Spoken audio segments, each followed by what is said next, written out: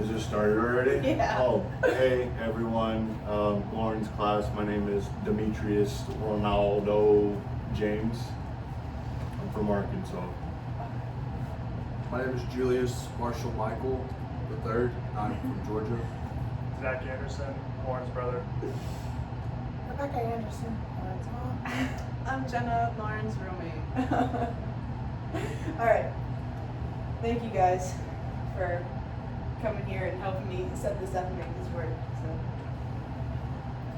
even though throughout the years war has been recounted greatly through the acts of men, for centuries women have played a vital role in war fighting and wars all over the world.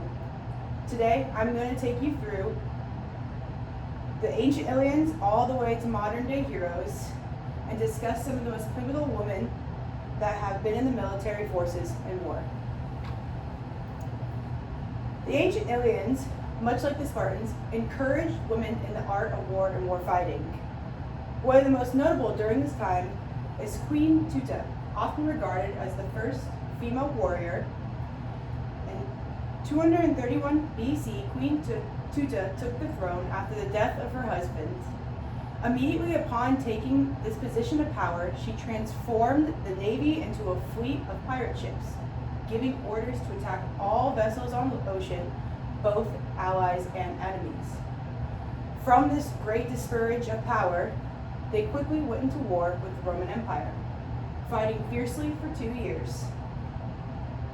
In a 2021 article titled Tuta the Untamable, author Marlies Dekkers perfectly describes the actions and roles that Queen Tuta played during this time, as she states, "She would personally lead her fleet into the heart of the sea, slashing her lethal sword, her golden armor shining in the sun." Queen Tuta encompassed a strong warfighting spirit in women that is often not forgotten and can be seen commonly throughout the years and the centuries as different conflicts took place.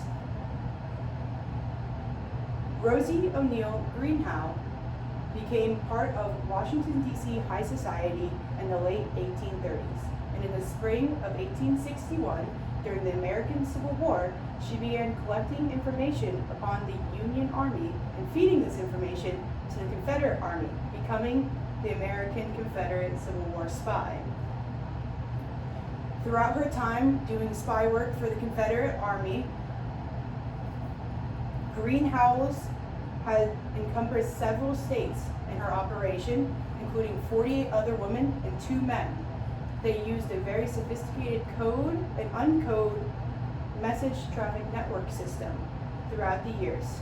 The information that she provided to the Confederate Army during this time often led to great victories during the battles that took place.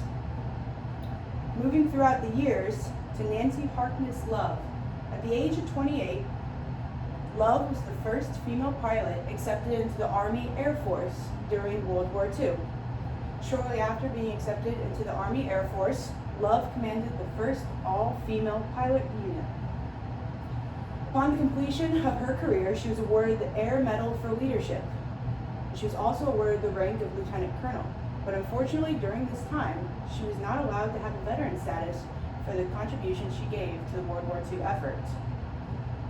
Modern day, women have continued to prove vital in war and conflicts, such as the Afghanistan War, and even making headway into numerous special forces teams.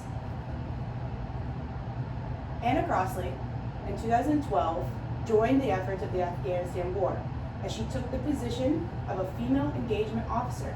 What this meant for her is that her roles and responsibilities were to go into Afghan homes and communicate with the women and children to try to discover information.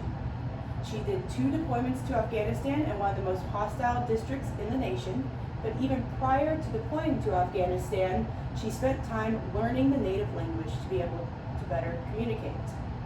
In a 2019 interview with Royal British Legion, Crossley states that her experience was, "I was hot, dirty, and dressed like a man."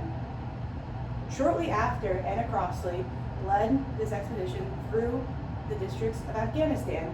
In January of 2013, the Secretary of Defense lifts the ban on women in combat roles. Since the lift of the ban in 2013, 41 women have applied and volunteered to go through the Army's Special Forces training programs. But through those 41, only 3 women have earned the rank and title of a Green Beret and are currently serving in Green Beret duty stations. In 2016, just 3 years after the ban was lifted on women in Special Forces, only 7.9% of all combat roles in the military were encompassed by females.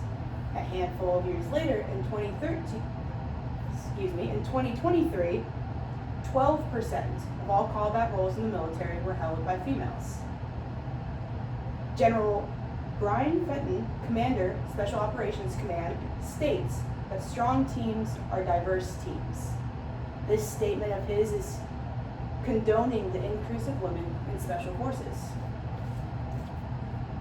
From vicious ancient rulers to secret spies, fighting to become part the military and the war-fighting efforts has been the life's work of many women throughout the centuries. These women may not always be discussed in the wars that they contributed to. However, they paved the way for modern-day women to accept the roles and responsibilities in warfighting and special forces. Thank you.